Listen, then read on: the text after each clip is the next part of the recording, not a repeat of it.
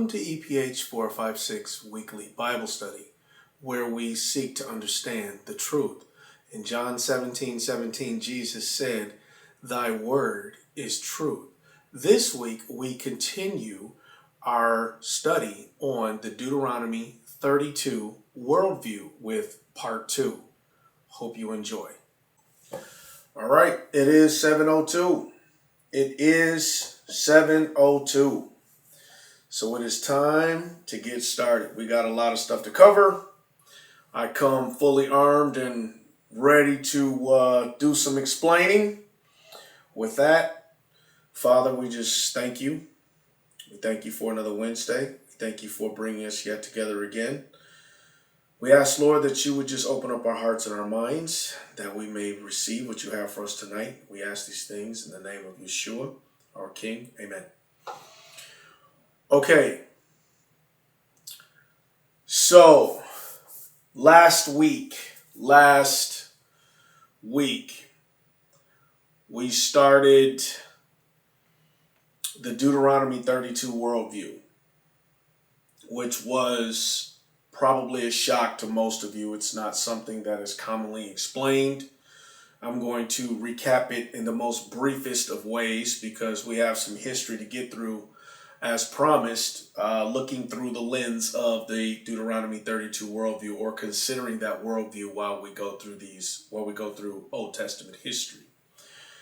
And what you're going to find is there is a different perspective that just these two verses, Deuteronomy 32, 8 and 9, have put on the rest of the history of the Old Testament and even the New Testament as we move forward.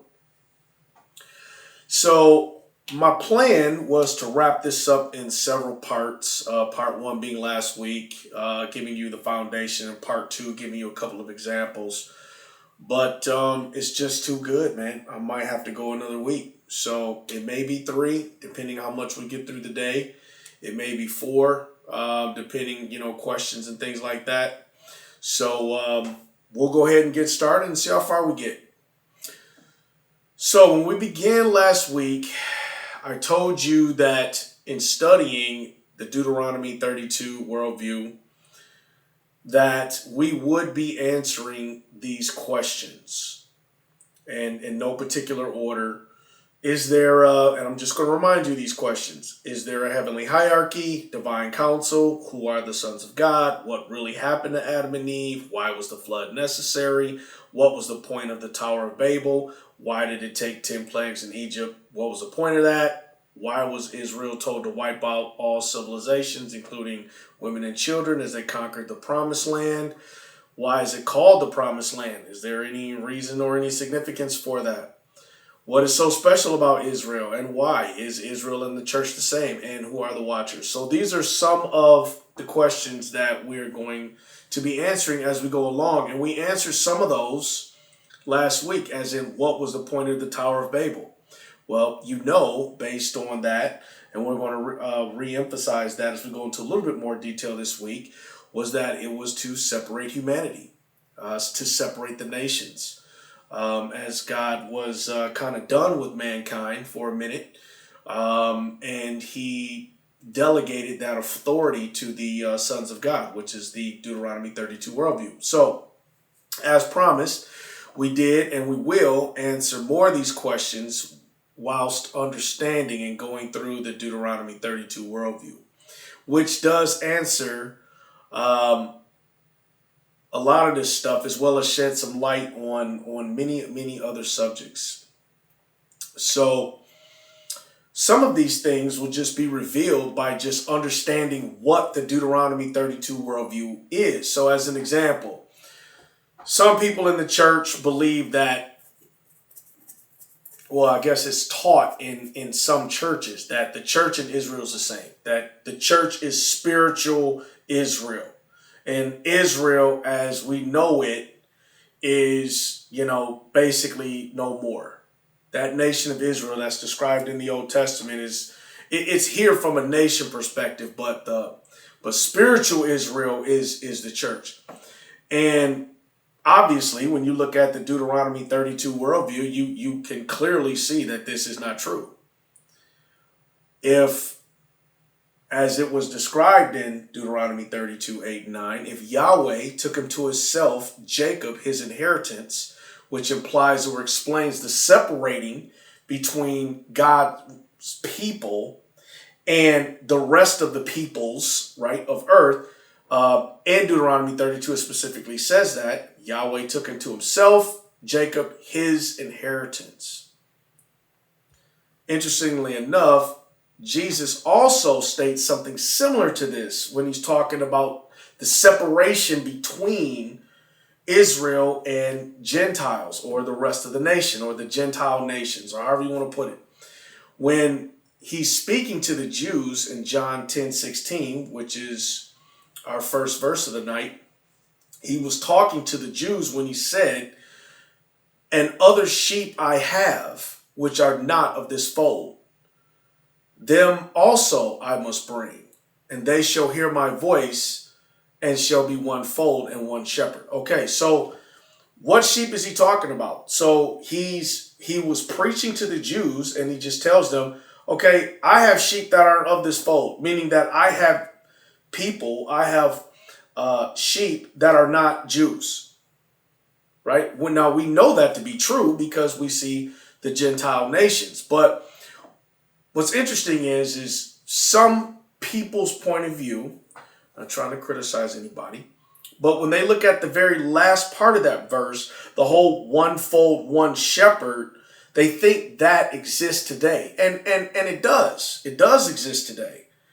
But if you keep further along in the story, Paul, who is the apostle to the Gentiles, which is us, neatly explains this in his olive tree grafting explanation, which you can find in Romans 11, 17 through 25. And I'll read that. Romans 11, 17 to 25. And it says, "I say then, they have stumbled that they should fall. Certainly not. But though their fall to provoke them to jealousy, salvation has come to the Gentiles." So initially, Paul is talking specifically to Israel. And his point in saying that is that the rejection of Israel, or God being done with Israel for a period of time, is just for a period of time, which we will see that Paul will specifically say. "Now, if their fall is riches for the world and their failure riches for the Gentiles, how much more is their fullness?" And what he's comparing there is he's saying that if Israel falls and it benefited the Gentiles this much, imagine if Israel succeeds, how much more would that benefit everyone?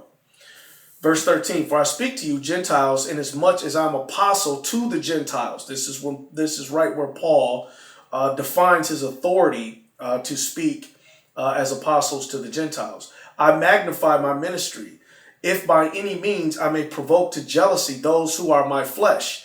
Who he's talking about there is Jews, because Paul, who was originally Saul, was a Jew. Okay? "And save some of them, for their being cast away is the reconciling of the world." The reconciling of the world. Reconciling from what? From this Deuteronomy 32 worldview. That's what he's talking about. Okay?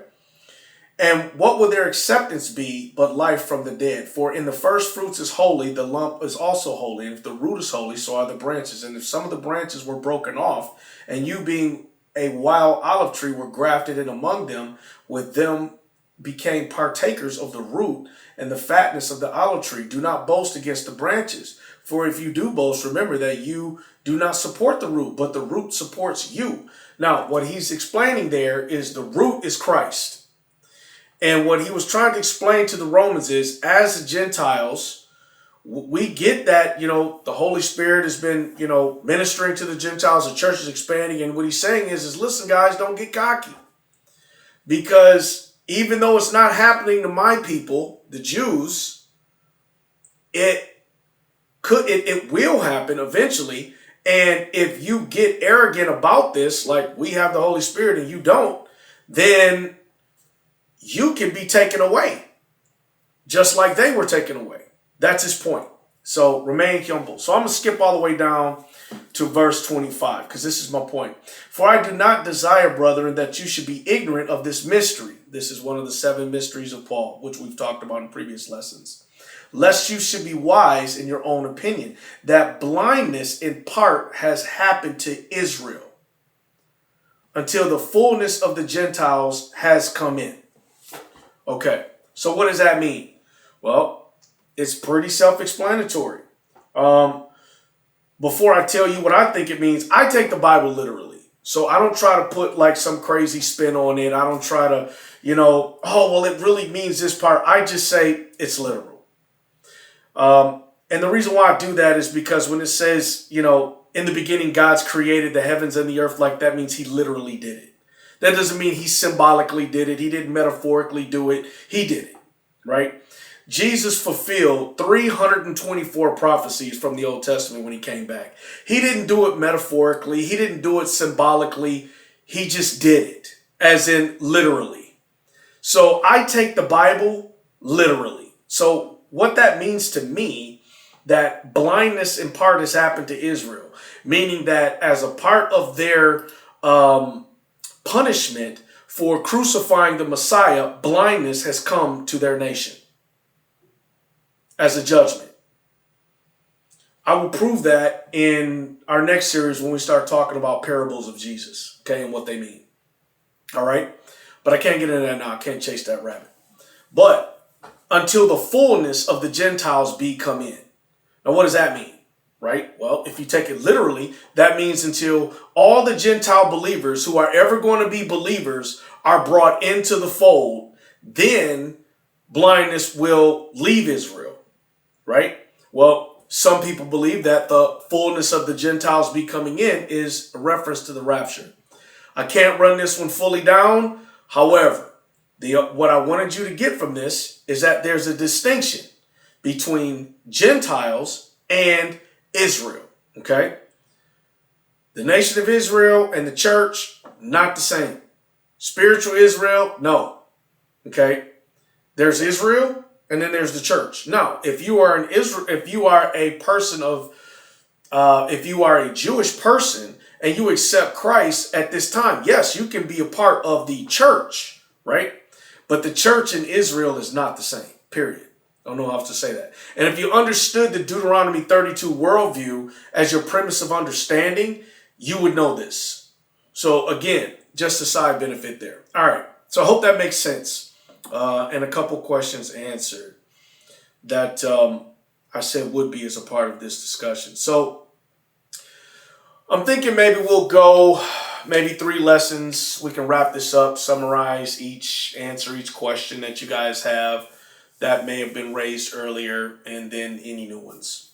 So really quick, in summary, what is the Deuteronomy 32 worldview? What is it? So simply put, based on last week's discussion, we understand that there are different bodies, celestial bodies and terrestrial bodies, which we went through, which points out the difference simply between heavenly bodies and earthly bodies. Okay? Now, the Deuteronomy 32 worldview builds on 3 pillars. Number 1, that the Tower of Babel event describes a disinheritance of the nations. And we're going to talk more about that. So last week we ended our discussions on the Tower of Babel event where humanity rebelled against God. And as a judgment, God scattered humanity across the earth and disinherited them. Okay? Now, in God's mercy, in accordance to the Deuteronomy 32 worldview, he assigned lesser beings, or B'nai Elohim, or the sons of God, to be stewards over the various nations and act righteously on their behalf, which we know based according to a Psalms 82, which we went over last week. I won't go over it this week. The entire chapter, Psalms 82, describes and details, this didn't happen. So instead of holding true, some of them became corrupt and demanded this worship for themselves. Okay? Now, I don't have this in my notes, but I'm just reminded of this story. So in Revelation, John is getting explained to by this angel, and then he falls on his knees to this angel, and this angel said, whoa, whoa, whoa, bro, what are you doing? He's like, hey, do not worship me. Worship God. You and me are brothers. You need to worship God, right? That's how angels are supposed to act, because only God is to be worshiped. But clearly, these sons of gods did not get the message.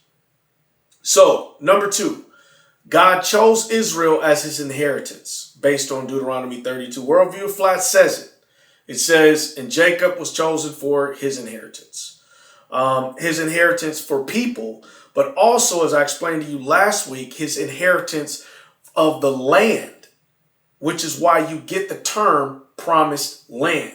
That geographic area was promised to Abraham, who was the founder of, or the founding father of the Hebrews, right?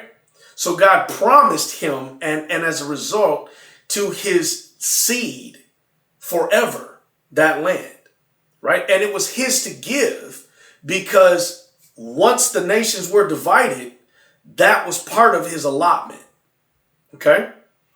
And then the last thing was the cosmic restoration that happened, okay? So the Deuteronomy 32 worldview sets a stage where God Most High, or El Elyon, sent his son, Jesus Christ, to come into the world, and through his sacrifice, redeem and reclaim all nations back to himself from these rogue agents, right?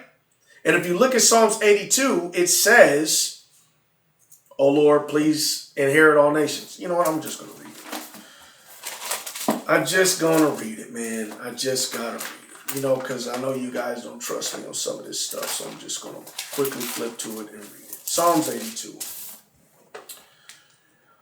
Okay. God stands in the congregation of the mighty. He judges among the gods, plural. How long will you judge unjustly and show partiality to the wicked? So basically what this writer's saying here, just so we're clear, he's creating a summary or a stage in which these words are being said. So he basically is describing God as standing in the congregation of the mighty and judging among the gods. And then God Most High says this: how long will you judge unjustly? Well, who is he talking to? He's talking to the sons of God. And show partiality to the wicked. Defend the poor and the fatherless. Do justice to the afflicted and needy. Deliver the poor and needy. Free them from the hand of the wicked. They do not know, nor do they understand. They walk about in darkness, talking about mankind, being blinded to these things. All the foundations of the earth are unstable. I said, again, this is God talking to the sons of God. You are gods, and all of you are children of the Most High.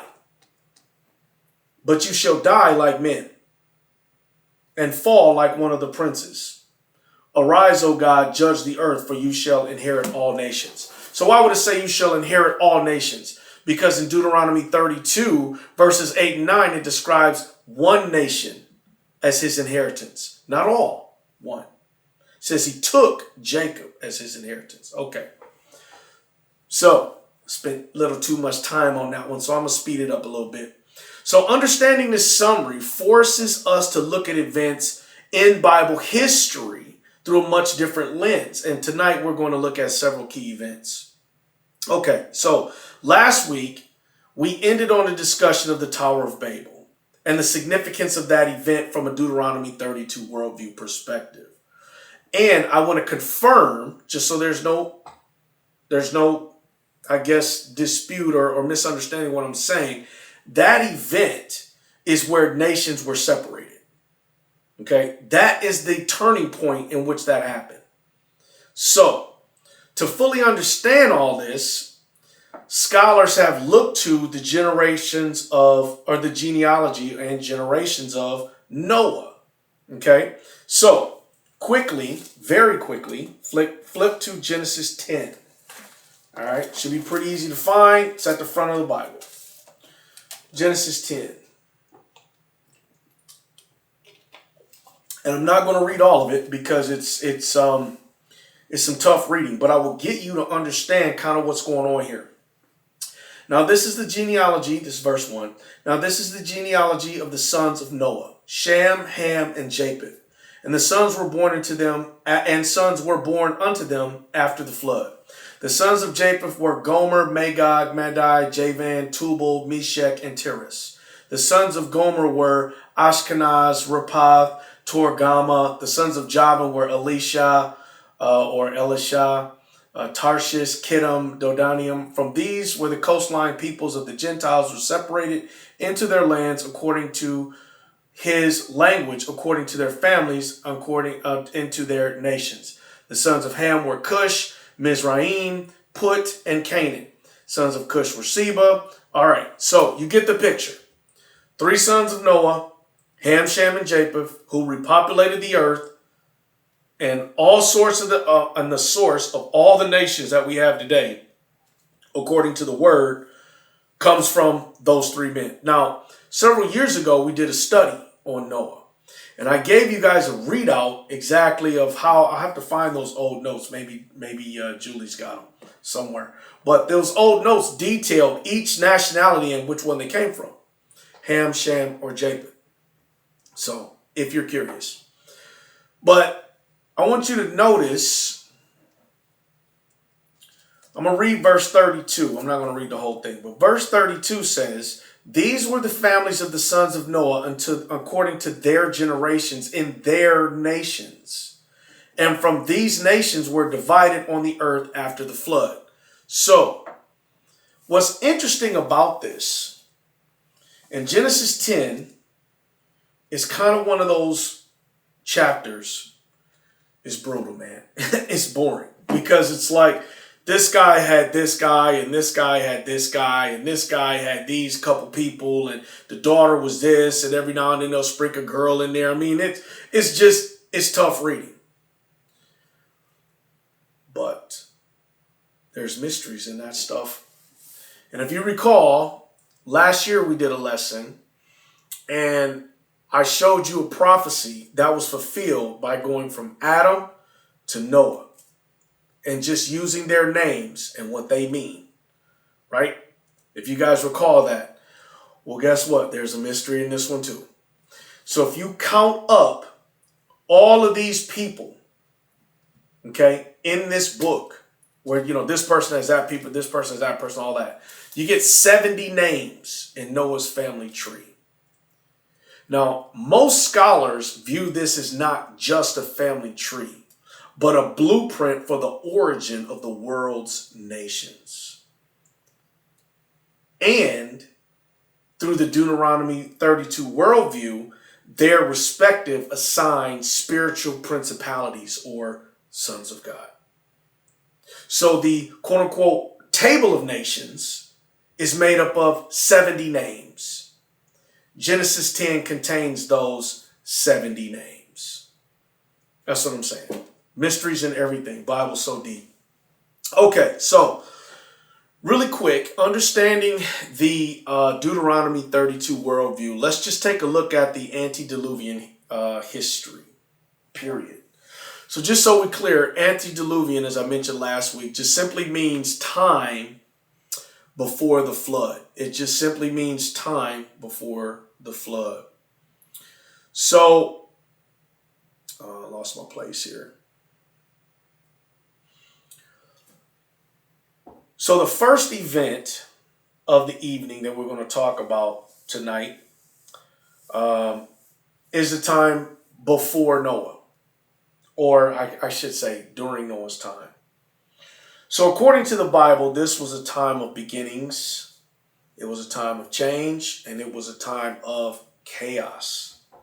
So after Adam and Eve were kicked out of the garden, you guys know that story very well. I believe, most, if not all, Christians know that story. I can't say all, but I would say most of them. They started having children. Cain, Abel, and Seth. Now, you know about Cain and Abel, right? We get that story. I would say maybe 90% of America knows that story. Because of this, after Cain kills Abel, Cain leaves the general populace, I guess, and then goes and sets up his own city. Okay, sets up his own town. All right. God puts his mark on him and basically says, he's marked based on him killing his brother Abel, effectively becoming the first murderer. Now, Cain did his own thing. Seth, who was their third child, did his own thing, okay, or his line. So, as a side note, Seth's line is often referred to by some scholars as the godly line. And the reason why it's called that is because this is the line that Jesus comes from. And it's also the line that we're to believe that for the most part, they were faithful to God during this antediluvian period. And there's really no real evidence to think differently for the most part. But I want you to keep that in mind, that just because Adam and Eve were kicked out of the garden, God still talked to them. So it wasn't like that, they got kicked out and God was like, you know what, I'm not talking to y'all no more, whatever. That's not true. In fact, Genesis 4:26 talks about, or describes something very different. So it gets through, Genesis 4 is past all the original fall. Cain has already murdered his brother. It talks about the family of Cain in the back half of 4. And then on the last verse, it says, and for Seth, to him a son was born. This is Genesis 4:26. And he named him Enosh. Then men began to call on the name of the Lord. So, what this verse simply confirms is after the fall events, meaning Cain murders his brother, Seth's birth, Seth has his son, right, named Enosh. And at this time, again, men began to call upon the name of the Lord, which simply means that humanity began to publicly seek God and started to formally establish communal worship, prayer, and express devotion to the Lord. Okay? So why was that? Because everybody should have been devotion to the Lord. Well, it's not the case. Some people were not. Rebellion had already started through Cain. Okay? So, again, I want to remind you that this is all pre-flood, right? Pre-flood stuff. So, the division of nations or the Tower of Babel hasn't happened yet, right? So, during this time, all nations were one. There was no such thing as nations. It was just mankind, right? People. But also during this time, all types of craziness was going on. And we've talked about this many times. So you had fallen angels having sex with the daughters of men, producing these Nephilim, which were essentially half-breeds, right? You can find that in Genesis 6:1-2. So I'm not making that up. I'm not going to read it, but it is there. The Bible also states that these Nephilim were mighty men on the earth, right? I want to say that's verse 4 of Genesis 6. And there's no big revelation there. I mean, that's like one of the most obvious things that you can put in the Bible. I mean, if you have half divine, meaning half heavenly, or half celestial, and half terrestrial, and you compare that to someone who's all terrestrial, obviously, the one that's half divine and half human is going to be far superior in everything, in knowledge, in physicality, in strength, in height, in speed, in lethality, in everything. Right? And again, not difficult to understand that these, quote unquote, the Greeks would have called them demigods. And I use that term very loosely, but these demigods, because of their enhanced strength, because of their enhanced size and speed and lethality and all the things here, strength, this is who would have ruled mankind during that age. Because who would go against them? I mean, basically during that time, you either got to fall in line with the program or with their program, or you're going to be killed. It's just pretty much that simple. You may get killed anyway. So understandably, these demigods would have greatly assisted with the moral decay of mankind, right? Because again, there have fallen angels and have man, right? Have fallen angels and have man from a daughters of men perspective. So these guys are out here essentially leading mankind to destruction and destroying them in the process, which further explains why the flood was necessary. Because it's not like man could have dealt with it. I mean, and just to give you an idea of what these guys would have looked like, quickly turn to Numbers 13. Numbers 13. Numbers 13. Numbers 13, 32 and 33. Numbers 13, 32 through 33. All right.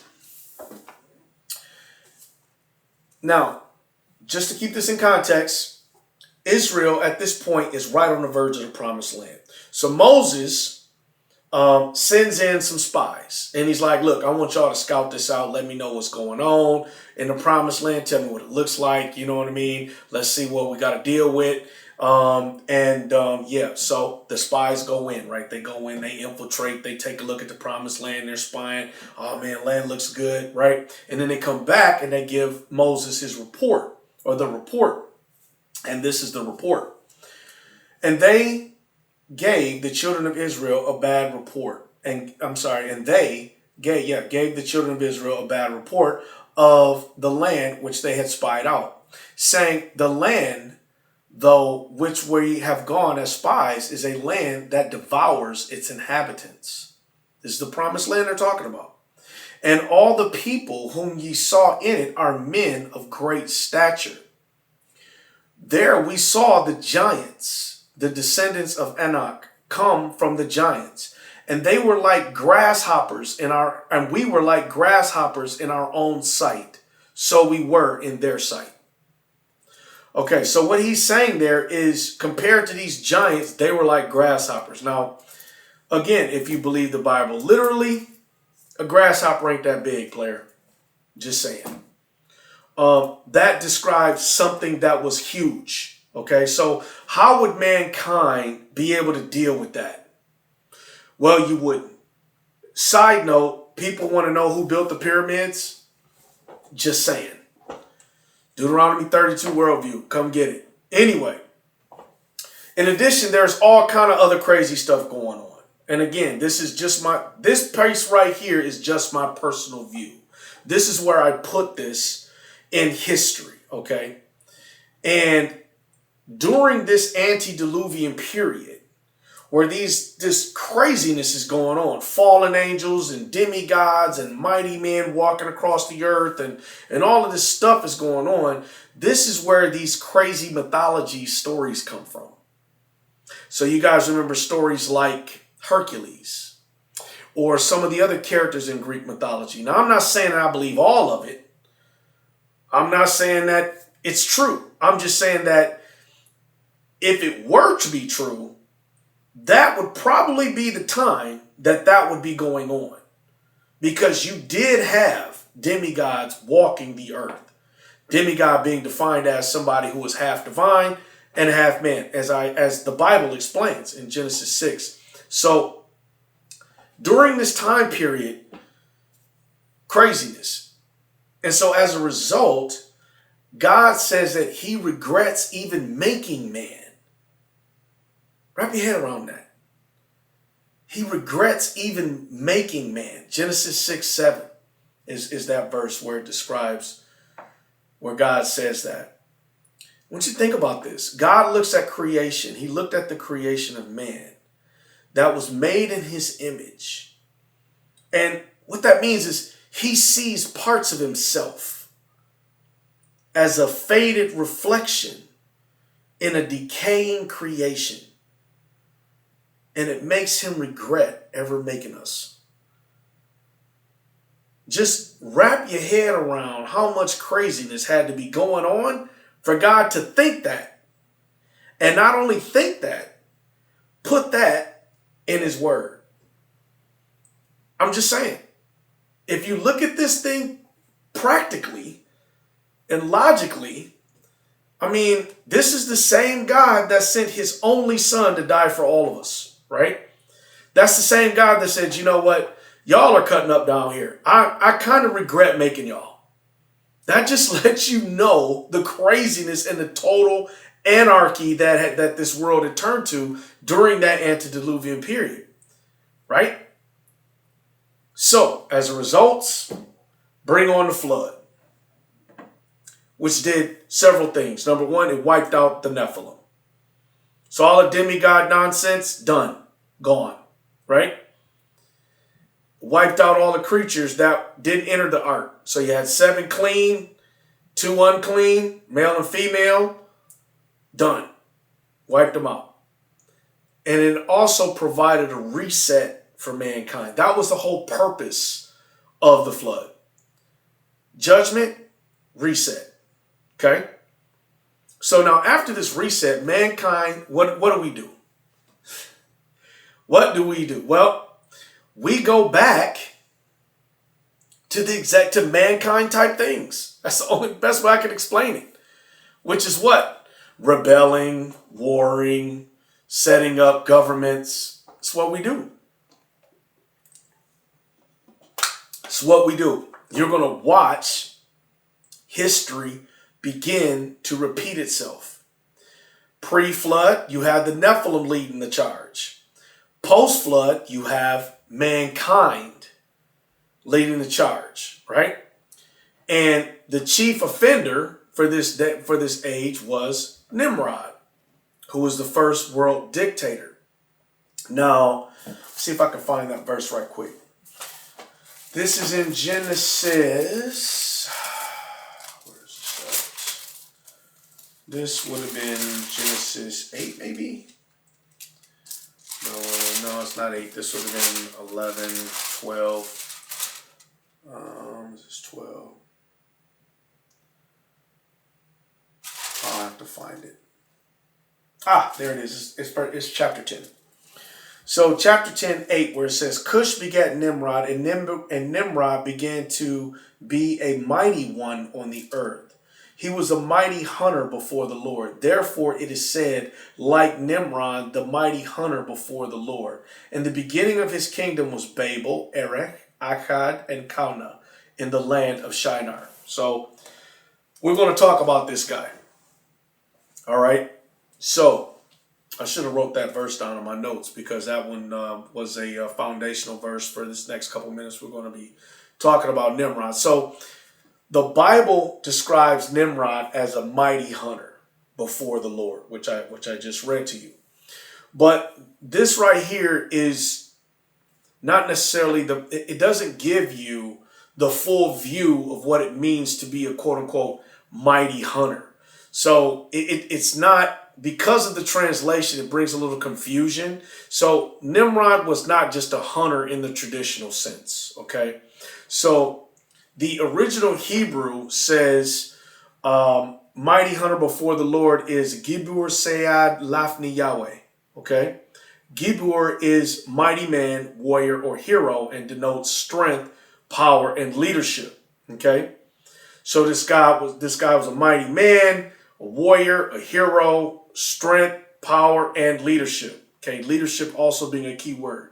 Siad means to hunt, but by hunting, it doesn't mean like he's a outdoorsman or nothing, right? It means that he was hunting men, right? Unlike a traditional hunting sense, which is, a Hebrew word that was used in, like, as an example, 1 Samuel 24:12, which talks about, a hunter, okay? That's not the same. Those are not the same words. This word means that Nimrod was hunting men or dominating men, right? Or killing men, however you want to call it. Lifnei Yahweh means to the face of the Lord, or before the face of the Lord. So what this mighty hunter before the Lord is actually describing is that Nimrod was a rebellious hunter of men, or a dictator, leader of a man as a man against God. Now you don't get that when you just read that verse. You think, oh man, this dude must could shoot a bow or something. That's not what that means. Details, people. Details. Does not mean he was a great outdoorsman. Does mean that he's been credited as the first world dictator, right? And history, when you look at it, bears this out. Because Nimrod set up cities like Babylon, where the Tower of Babel was, right? So, which is the event we're going to talk about here in a second. So the Tower of Babel was basically described by most scholars as this like gigantic ziggurat. Now, you guys probably don't remember this, but I texted you a picture of what the ziggurat would have looked like when we did our Daniel series, and where I was trying to get you to understand and visualize what Babylon would have looked like and the beauty of Babylon. Well, one of those, and I'll end up texting it to you again, was a picture of the ziggurat, which would have been associated with Eti-Menanke, okay, which would have been a place of worship for some of these old Mesopotamian gods like Marduk, right? So essentially, Nimrod builds this massive city with this gigantic tower or ziggurat. And this is where idol worship is established. Originally to Marduk, who was the ancient Mesopotamian god. Okay? This is the history. All right? According to the Bible. Just saying. Can't make this stuff up. So, Nimrod, as he sets up this rebellious structure against God, it makes sense now why in the story of the Tower of Babel, God says in verse 7, come, let us go down there and confuse their language, that they might not understand one another's speech. So God scattered them abroad there over the face of all the earth, and they ceased building the city. Therefore, its name is Babel, because there the Lord confused the language of all the earth. And from there, the Lord scattered them abroad over the face of all the earth. And that marks the event of the creation of the Table of Nations in coordination with the Deuteronomy 32 worldview. So originally, just in summary, real quick, antediluvian period, God looked at mankind as one. There's no nations. Post-diluvian period, which is the time after the flood, Nimrod builds this gigantic city and rebellious to God. God is like, okay, this guy's not going according to the plan that I want him to go on. He is the first, quote unquote, world dictator. He's setting up idolatry, all these things. And he says, you know what? Here's what I'm going to do. I'm going to divide mankind out. I'm going to separate them so it'll be easier for us to kind of keep it in line. Right? Because they clearly can't be trusted. I mean, I've already destroyed the earth once. So here's what I'm going to do this time. I'm going to confuse the language. I'm going to disperse mankind amongst themselves or away from each other, right? And then I'm going to put you guys as part of the divine council or sons of God or whatever you want to call them in charge of them. And y'all report back to me. Make sure everything's going good. Here's how I want you to rule. I want you to do these things. Make sure mankind is tight, right? Which we know the commandments based on Psalms 82, which they clearly didn't do, right? So, as a side note, Nimrod sets up idolatry, known to be the first one. Interesting, Zechariah speaks on this. I actually shouldn't even chase that rabbit, but Zechariah describes this vision of these two like women holding an ephah. And hopefully you guys remember this story. I think I've told this to you guys before. Holding this ephah, and they take this ephah, and then Zechariah, he says, I'm paraphrasing big time here. He says, what's in this ephah? And he says, wickedness. And he's like, what do you mean wickedness? And he's like, yeah, he said, basically, this is wickedness which hangs between heaven and earth in this ephah. And then it describes at the end where these women with stork wings or whatever, they end up flying to the land of Shinar, where it originated, right? I'll look that verse up also and send it to you. Okay, so Nimrod's wife, Semiramis, and son Tammuz, you guys have heard me mention these guys many times. They're often the foundation for a lot of world religions. Okay, now I've mentioned to you guys all before, so I can't really chase this one either, but I will say this. Some scholars believe that Semiramis Tammuz, that mother-child relationship or cult that was originally established in Babylon, is the reason why we see a mother-child worship practice in modern religion today. And I got to leave that there, okay? If you guys want to know the history, let me know. I will do the lesson. So now the Tower of Babel events happen. God divides the people up, confusing their language according to Genesis 11, which we covered last week, and enter the Deuteronomy 32 worldview. So think about this logically. Mankind and angels up to this point have proven in the antediluvian period they simply cannot be trusted. That's just point blank period. So God resets with the flood, and then mankind starts the same stuff. So God confuses the nations, and then he establishes the divine council, which is composed of the sons of God to watch over these nations, because we, mankind, clearly cannot be trusted. Okay? So God divides up the nations along with the land to bring order to the earth. Now, during this time, according to the Deuteronomy 32 worldview, he entrusted to the sons of God to maintain order, because clearly mankind couldn't do it on our own. Right? Now, perfect example, okay, are the events we just discussed. Clearly we couldn't do it, because the very first opportunity we get to doing some rebellious things. Just saying. So, lastly, as we progress through Abraham's story, understanding that Deuteronomy 32 worldview gives a different emphasis now. Because, a little backdrop to this one. First, Abraham is called from Ur of the Chaldeans, or Chaldea, okay? Where is Chaldea? Where is Ur of the Chaldea? I'll give you a guess. Ur of the Chaldea is in the land of Shinar. Same area as Babylon. Isn't that crazy how that worked? So think about what this would have meant, right?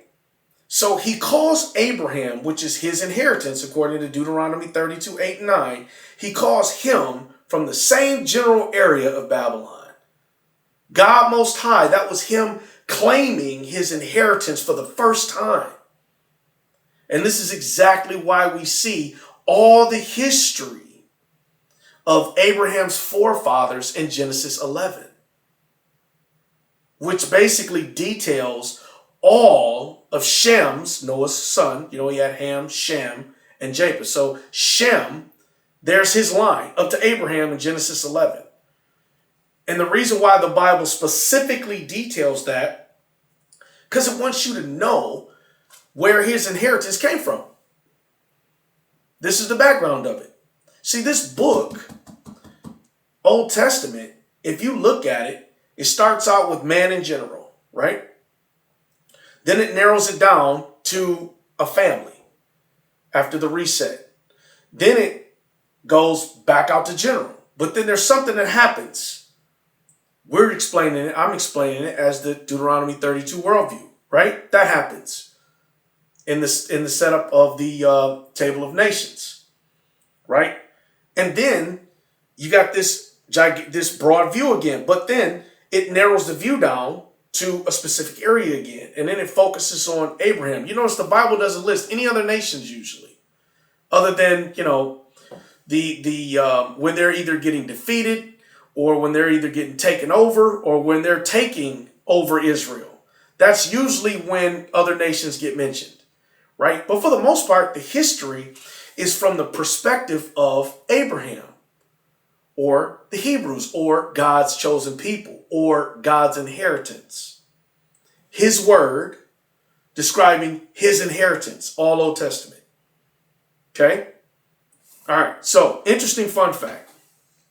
You guys will be will find this interesting, I think. I found it interesting. So, Noah's son, Shem, okay? That's Abraham's great grandfather.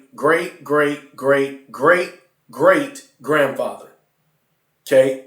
8 generations, something like that. Okay? 8 generations. Would you be stunned to know that Shem outlived Abraham? I said it right. Shem, Noah's son, was alive during Abraham's life and even saw Abraham's death, Noah's son. And he outlived Abraham's life by about 30 years. So it really wasn't close. And I mention this for 2 reasons. Because I want you to see how far mankind had fallen since the flood. So Shem was before the flood. He would have been born in the antediluvian period. His family, his father Noah, him and his 2 brothers and their wives and his mother were all saved through the flood, and then they got the world restart, right? But look at Abraham. Abraham lived 175 years old, and that wasn't no small feat. But he didn't live 600. So again, I mention this to you for 2 reasons. I just want you to see how far mankind has fallen from our original status, okay? Just even in that time. And we've fallen even more so since. Nobody we know is living to 175. The average age in the United States right now, with all the most awesome medicine we got, is 76.5 years. That's it. That's 100 years less than Abraham, basically. Crazy. And the second thing I want to point out is, when you look at this piece through the Deuteronomy 32 worldview, when it says when God says to Abram, when he was named Abram originally, in Genesis 12:3, he says, through you, all the families of the earth, or all the nations of the earth, will be blessed. And we were, as a result of Abraham's line. Because, again, Abraham was the founding or first Hebrew in the Bible, and from him came Jesus. So, my point in saying that is, when you look at, as Christians, we understand we were able to look at it and see God's plan. But do you really see it? When you're looking at it from a Deuteronomy 32 worldview, you have this event where God says, I'm done with mankind. And then, yet he's already planning at that moment how to get mankind back, how to reconcile mankind back through his son. That's how he claimed all nations. Okay? So, wrapping up, God calls Abram out of the land of Shinar to be the founding father of his inheritance.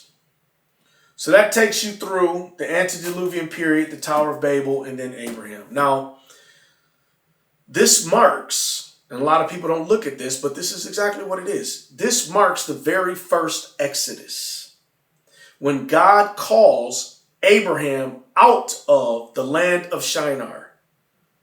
That is him calling his people away or claiming his inheritance. That was the first time. The second time, you guys know the story. And we will be going over that story and all the fireworks associated with it through the Deuteronomy 32 worldview's perspective next week. Any questions? Thank you for watching, and may the Lord watch between me and thee while we're absent one from another.